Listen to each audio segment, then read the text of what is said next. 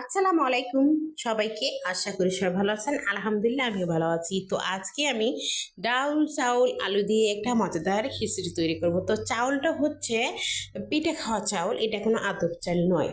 তারপরে হচ্ছে সবগুলো আমি একত্রে মিশিয়ে নেব, মানে হাত দিয়ে সবগুলো মিশিয়ে মিশিয়ে আপনাদেরকে দেখিয়ে দিচ্ছি, যাতে যেন আপনারা বুঝতে পারেন আমি এখানে কি কি দিয়েছি, ভালো করে যেন বুঝেন। এর জন্য অনেকক্ষণ সময় নিয়ে দেখাই দিলাম। এদিকে হচ্ছে মরিচ আর পেঁয়াজটা আমি এখন ভেজে নিচ্ছি তেল দিয়ে। তো ভাজার পরে এই যে ধুয়ে রেডি করে রাখা চাউলটা আমি ওখানেই কিন্তু দিয়ে দেবো। তো দেওয়ার আগে কিন্তু ওখানে আরও কিছু আমায় দিতে হবে, সেটা হচ্ছে মশলা। তো একে একে আমি সব মশলা দিয়ে তারপরে মশলাটাকে কষিয়ে তো অবশ্যই একটু পানি দেবো। আর এটা এখানে দিলাম একটা মশলা, সেটা হচ্ছে বিরিয়ানির মশলা।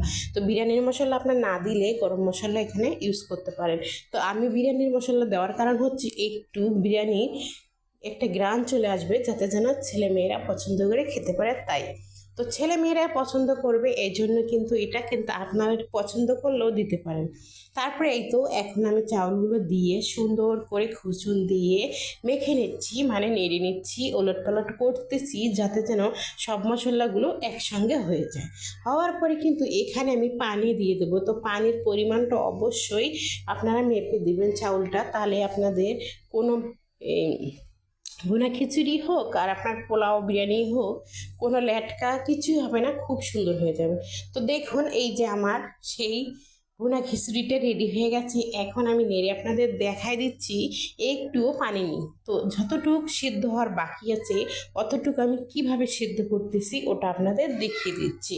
তো এখন হচ্ছে আমি সবগুলো এভাবে কুচুনের মাথা দিয়ে একসঙ্গে একটা সুন্দর করে একটা দলা করে দেবো, মানে একটা পাহাড় করে ফেলবো।